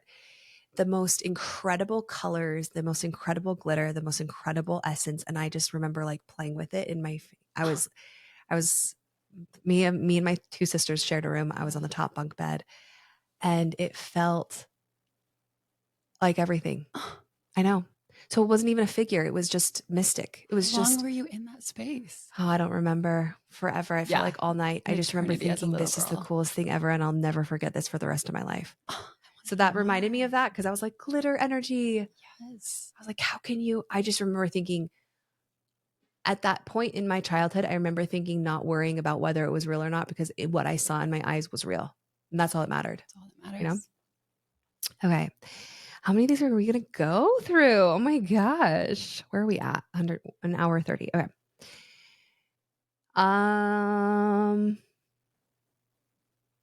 Okay, wait, I got to read this. I woke up once with I don't have her name because I got a text when I screenshotted it. No. I woke up once with this being above me. It looked like a massive bird that was over 6 feet tall, black eyes, a huge beak, and just hovered completely horizontally above my body. I could see the room, could see my husband next to me, but could not move, couldn't make a sound, nothing. I was raised Mormon, but don't subscribe to the religion anymore. However, in that moment, I called upon my inner goddess and practiced what I knew to be priesthood blessing very quickly in my mind, and the thing just disappeared and I could move again. Nothing has ever happened since. Wait, that happened to a Stop the bird? yes. That bird? Yes. Liar. Like a month ago, he had a full, I want to say an owl. He had he was completely Interesting. over our bed. Did he feel scared? No, he had been like in conversations, like getting ready for a retreat, and there was a lot of owl medicine coming through. Yeah. And is Mike bringing the owl fan to the retreat? I don't know. Yeah. They had an experience when they were going to get ready, and they got stuck in a huge like rain storm that's right. down in Cannonville, and there was an owl, and he came down and he looked at all three men and was shrieking, and they all took it as because they were going to go backpacking, and the owl was like, "Don't you dare!" Nope. And so they pivot and they're doing their. I see. Yeah. So they were going to do a backpacking retreat for men. Mm-hmm. Interesting. And the owl said, "No way." And so they're doing it in their home, and it was so beautiful. It's and perfect. Yeah, but that owl came in, and he was over our bed like that. Yeah, there's a lot of heavy owl medicine, I think, in the space in general, like the Canales' home, and even in like the realms of retreats with medicines and stuff. Oh yeah, so powerful. Oh yeah, you know my story with the owl feather, and I have an owl wing tattooed on my hand actually, and it's just such a beautiful reminder of the shadow of it all. Oh yeah, and honoring real respect. But I think with her too, you know, she mentioned that she grew up in a religion where she was fearing, and that could feel, how scary would that feel? So scary. And I also think it has to do with maybe like animals having this bad representation, like the snake is a bad, spiders, the webs, the owls, but it's all like so sacred. If you're being initiated into something so deep as owl medicine, or it sounds like for me, like maybe, or for her, maybe the raven. How cool. Love it. How cool. So that the lesson in that one is getting curious. Oh, and like she found her way through, and whatever, like from a past religion, but she knew how to, and then spoke her own. Yeah. Yeah. So powerful. I'm so powerful. Good for her. That's exactly, that ties the bow so beautifully of like, she knew she didn't like it. She didn't want to get curious. She wasn't ready for that. And that's okay. She decided no more. No. And cleared it. This one I like too. Shantae, this is a beautiful story. My best friend and I went looking for a supposed cult in our small rural town in the Pacific Northwest of Oregon. Casual. Dude, the Pacific Northwest is dense, mystic. I really feel like I have chills everywhere. Forests in general are insane, whether it's rainforest or that forest or all forests. My best friend and I were looking for a supposed cult in our small rural town of Pacific Northwest Oregon. It was located in a little out of the city limits above a main cemetery. The driveway was said to have a cow skull at the entrance. We did indeed find it. At only 17, we whipped her mom's nearly early 90s Toyota Corolla around and drove fast out of there. We both had a general feeling of unease and that we shouldn't proceed. I'm not kidding you in any way, shape, or form. Not a mile down the road, we experienced the most terrifying experience of our lives. To date, we are in our 40s now. As my friend sped down the road, we heard a sound that can only be described as a million trash bags being billowed in the fast-paced wind. A million trash bags? Imagine. I can't. I know. Like somebody was actually in and above our car, creating so much noise and commotion. We both freaked the heck out. We started to cry. I would too. It happened in like a 10 to 15 second intervals, and then it happened 2 more times. To this day, we both recount it exactly as it was. Still makes my blood stop, guts sink, and goosebumps arise. I believe 100% it was demons messing with us. We went looking for trouble. It followed us out. I thought the end of the story was, and we turned around and nothing happened. You got too close. You got too close. The freaking fly. What is going on? I'm trying to be so poised. I love it's that like on my eyelash. Tell me more. I don't understand why it's being so mean to you. I mean, it's taking turns. It's really, I know it keeps, but it's not on my face. I've seen it on your headphones when I'm like, just stay with the headphone. Yeah, it's being really funny. It's bouncing back and forth. Thank you, Fly Spirit. Mm-hmm. I actually messaged her after and I said, have you cleared yourself from this energy since 20 years ago? I'm like, you need to just do like a clearing and just like an offering of like, I'm sorry I touched that space. It wasn't meant to be for me. I let it go. Oh. Crazy, right? Yeah. Yeah. I mean, if you play with fire, that's what you get, unfortunately. 1,000 trash bags. I'm like trying to hear that. I can't even imagine how terrifying like an encompassing sound would be like that. I know. I've only had one experience with, I mean, other than like Costa Rica, I've had sounds, but I think I don't get sounds a lot because I don't invite it in. Like I'm just not ready for that initiation. I don't need to be like, I'm not needing to be a medium. Like I'm not needing to communicate. And there was one time in ceremony where I did have the most insane experience with my womb and with women and the sound. And I was like, that's enough. That was enough for me. Yeah. Like I see things and I feel things, but I don't need to hear. We don't need to have all the senses online. I don't need to. I hear enough things that I'm like, nope, not for me.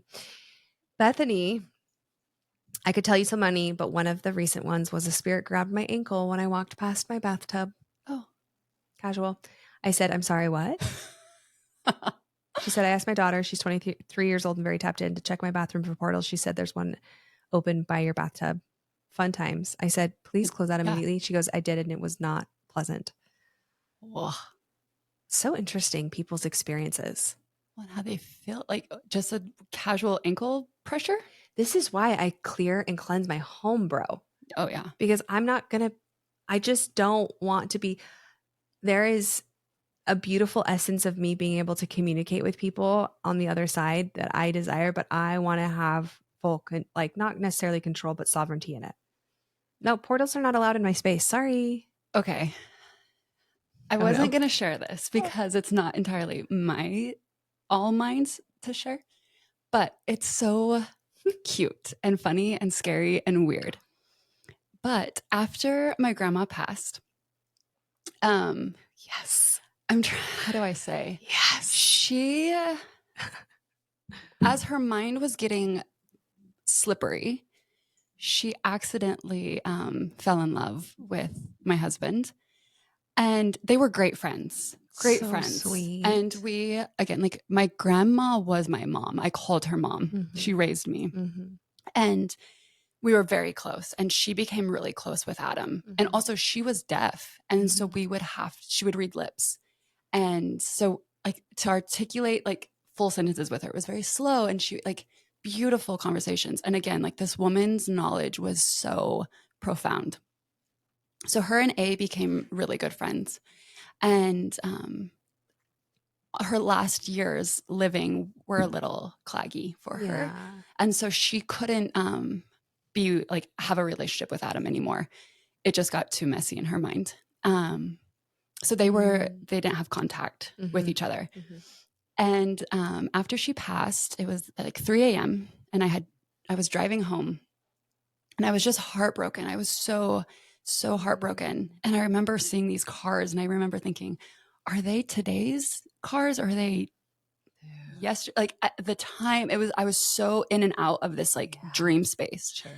And I get home and I just pour myself into my bed. And the next morning, which was only a couple hours, and I'm not a very like affectionate person, and Adam came up to me, and I grabbed his face and I said, I haven't seen you in so long.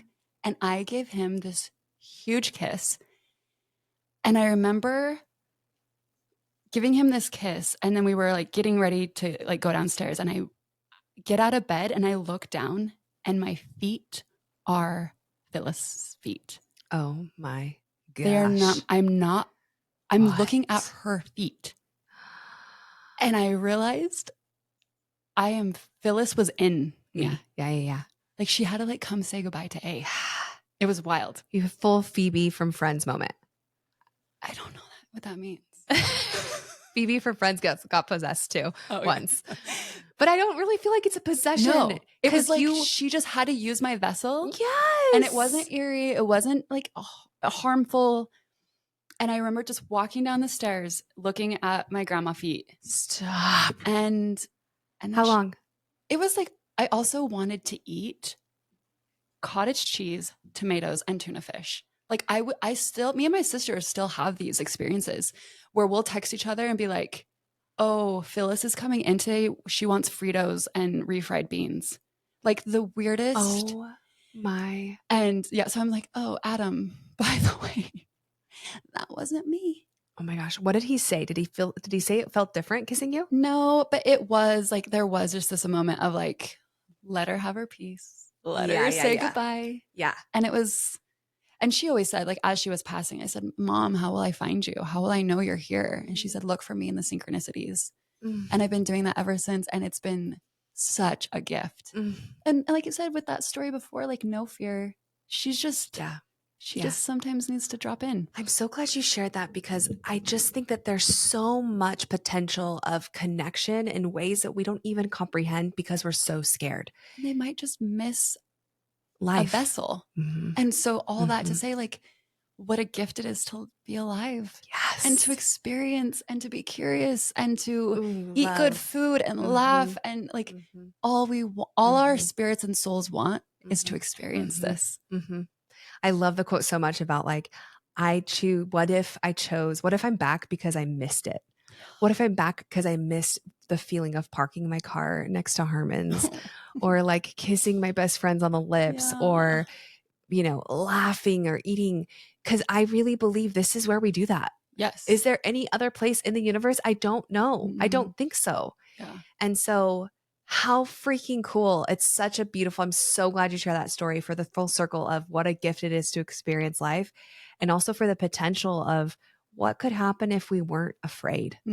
How cool to be a vessel for that. Actually, really, it's inspired. I've heard that story many times, but you've inspired me in a different way of, I honor my grandmother all the time, but I know that she would love to experience the smell of a sunflower.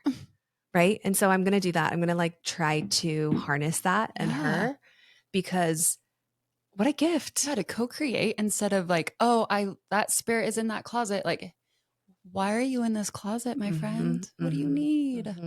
And I really, really want to drive home even this idea that it doesn't always have to be possession, and you get to be the carrier of your vessel and you get to choose that. And what does that look like for you? And you have direct power. And that literally means with that comes responsibility and also play. What is it going to be? What is it going to bring? Play. Love. Oh my gosh. Okay, we're almost 2 hours in, so we're gonna just maybe do a couple more. Okay, I'm gonna do 2 more. My mom had an alien encounter. She was staying at our family's farmhouse in rural Kirksville, Missouri. She woke up by a bright light that lit up an entire room. She then says she was frozen in fear and able to scream and or wake up my dad, who was sound asleep next to her. She's never gone into detail about what happened next, other than saying that she saw an alien and could feel the presence in the room standing over her. And then she always ends her story abruptly there. She can't believe. I believe it's because whatever happened next is truly traumatic for her. Shortly after in her young 20s, she was diagnosed with an autoimmune disease called Crohn's disease. She has since shared only with me that this is her belief that from that experience, she has stomach digestion issues. And she now, and eventually it led to a ostomy surgery. So she like literally has to release in a bag. Also, like what we hold on to, I know, can make us so sick. If she can't speak to it, she just needs to speak to it. I know. She has never shared it, and she like really believes that it's from that. Should we go hold her? I know.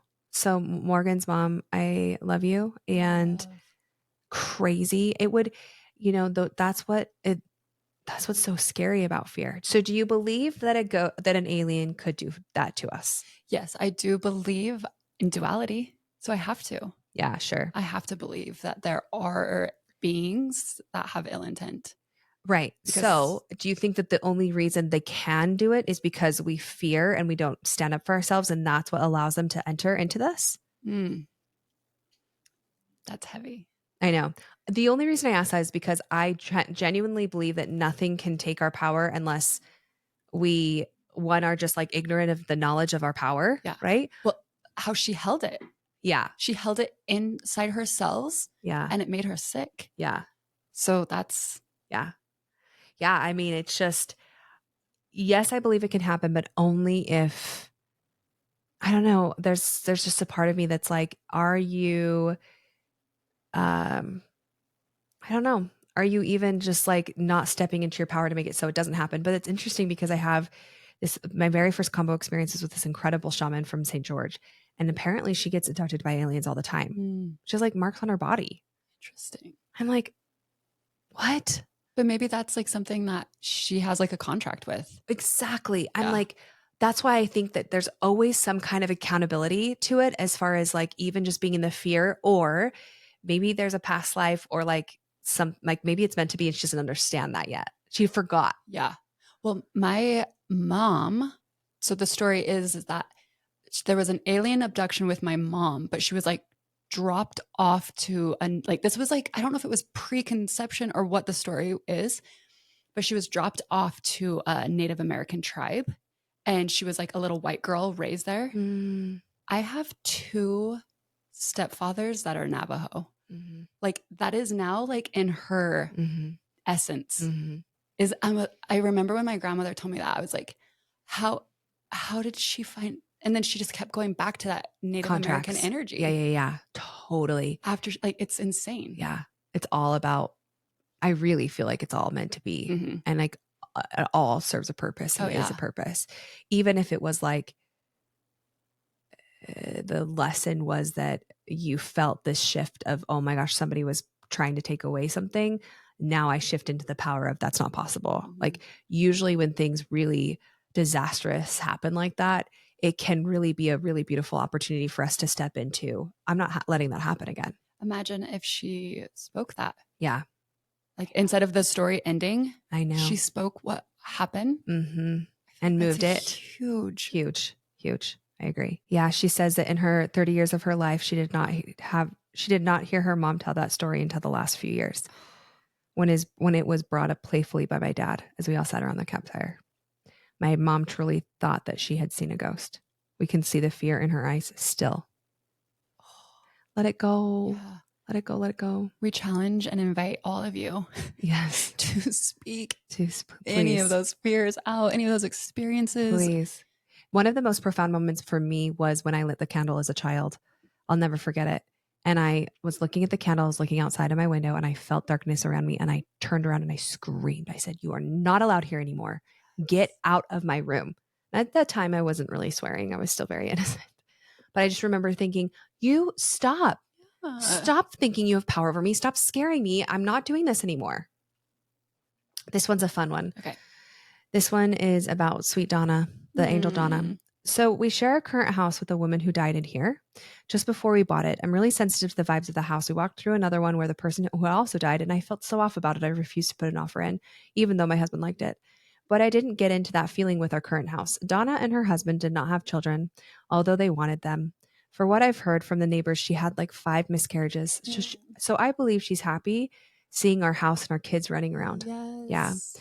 She likes to make her presence known every so often in different ways, usually by ringing a doorbell or by riding the doorbell chimes, but the ring camera doorbell, but not the ring camera doorbell, or by turning lights on and off. There was a period of time she liked to set off smoke alarms too, but I told her that was a little too loud and hasn't happened in a while. My kids even know when weird things happen. They just say, "Hi, Donna." My daughter's room is the room she died in. And when we first moved in, she woke up in the middle of the night saying she saw bubbles in her room. Also, things have ended up on the floor when no one was home. And I've heard the doorknob turn on the outside when no one was there. I've never felt scared. And all this weird stuff always happens. This is just the other day. So I asked her, she sent me videos and pictures. I asked her if I could share them, and she said I could. So first of all, this is Donna. Like such a bombshell. Are you kidding? Oh, wait, you know what? I have to go into her Instagram. Hold on. I love when they have a name and you can just be like, Donna, babe. I Listen. know.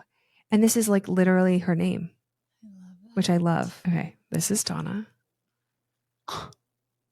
Stunning. Isn't she a babe? Donna. She's a babe. Okay. This is the video she sent.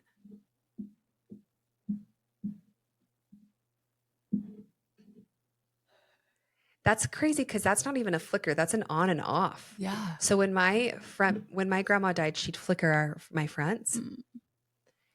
But it was like a flicker. That was like a full on and off moment. Was she going to show us the light? Oh, yeah.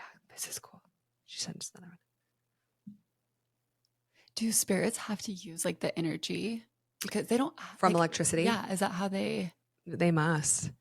But I mean, then there's some that, oh my gosh, I have to share the one about the dog. You're going to die. I don't know. I have not played. I will never pretend to be like proficient in understanding paranormal activity because I just don't play in that realm. I know really well how to protect and how to call on beautiful ancestors and guides. Yes. That's pretty much my realm. But I need bopping around. I do. So I don't know how or why some have the energy to move things. Yeah. I don't really need to feel like I need to know that. Like I said, oh, this one's really interesting. This is from Jihan. One apartment that I had in Queens, so like New York, old energy, was absolutely haunted. This was before I knew how to cleanse, so I was completely terrified almost every night. It was a man spirit, a creeper, that would watch me while I showered. No. Yep. I swear it was almost as if he was in the shower with me. If I had to pee in the middle of the night, I would wake up my boyfriend and make him stand in the bathroom with me because I think the spirit liked to watch that too. Eventually, I went and got some holy water from a Catholic church down the street and put that in every corner of my wall of my bedroom, and it helped. Just a little pervert ghost. That stinker. Leave my Jihan alone. We'll end in this one for a good note. Christiana said, "We lived in a haunted house when we were first married, except the ghosts seemed to like our dogs. We got a puppy, as young couples do, and had a baby gate up in it to keep her in the kitchen when we left. I'd come home and the gates were all placed against the wall, so she'd be roaming free." So that's what I'm talking about when I'm like, how are they moving stuff? But I don't actually want to know the answer, ghosts, so don't come in here. Thank you. I grew up seeing my great-grandmother and my grandmother in spirits, so ghosts don't really spook me too badly, but I'm glad this one was a pet humanitarian. When dogs, like, all of a sudden you're like in the room and the dogs are like, you're like, no, I know you know. Literally. Dogs know. Literally. So cute. I know. Dogs and cats. That's why, dude, I will never forget the ceremony I had when grandmother was like, it's time to get a cat. And I'm so grateful for Leo because my sweet Leo, just my Bengal cat, he clears so much. And I'm telling you, I don't know how to train Gypsy, but I'm going to learn how to train her to be my anxiety dog. I love it. Because she loves to cuddle. A little Velcro dog. Yeah, she's totally, that's what they call them, I guess. So anytime, it was interesting because I held her throughout all of the baseball tournament for Baylor. And when I was stressed, she literally was like, she would like lean into me more. Anyway, pets help clear energy. Yeah. Ghost sits on, like, I was a little nervous. She was a puppy and I was sitting with Combo and she came in the room and I was like, oh, this is going to be too much. And she came right in and sat. Yeah, Ghost is kind of a spaz. She's a ghosty. She's ghosty. But she was so sweet in the medicine space. She just sat. Love. Yeah, they're special. Yeah, animals really, the central candle just went out. Good night, everyone. That is the perfect ending. What a great way. If you've been called to have animals in your home, bring them in. If you find feathers, give an offering, ask the animal if you can take them, bring them into your home and use them to help you with your smudging and your clearing. Yes. They're such beautiful medicine. My daughter found this insanely gorgeous, oh, it's out, turkey feather. Wild. When we were riding bikes this last weekend. Isn't it stunning? Yes. She like literally stuffed it in her pants so she could mountain bike down and give it to me. So you can use it with like your kapal to clear and cleanse everything. Mother Earth is the best protector. So remember that you have pure, full power, sovereignty. Clear your home. Crack the window. Crack the window when you clear it. Put down different things in the corner of your home. Give offerings to your home. Lock your mirrors in your home. Clear your mirrors in your home. Anything else? Just stay curious. How do you come back to the wild within you in the spiritual space? Stay curious. Stay curious and play. Play. And don't be scared. I love that you brought that piece to me. I think it's so healing. I mean, you've brought that piece to me so many times of just the curiosity, and I love that you had that piece with you growing up. I think it's so beautiful, and I'm just continuing to untangle, and I just love it. I love you, Katie girl. I love you. Tell me where people can find you. Just at Caitlin Heaps. Amazing. Yeah. Can't wait. Enjoy her medicine and her magic. And I hope that you maybe feel inspired to connect with your ancestors on this Hallows Eve, on this Samhain. Light a candle. Make sure you have it in a safe place and watch it always. And, maybe just ask to connect with your healed and welled ancestors and clear intention, open heart. Clear intention, open heart. We love you. You are never too much and always enough. And you always have full sovereignty and power. Nothing can take that away. We love you.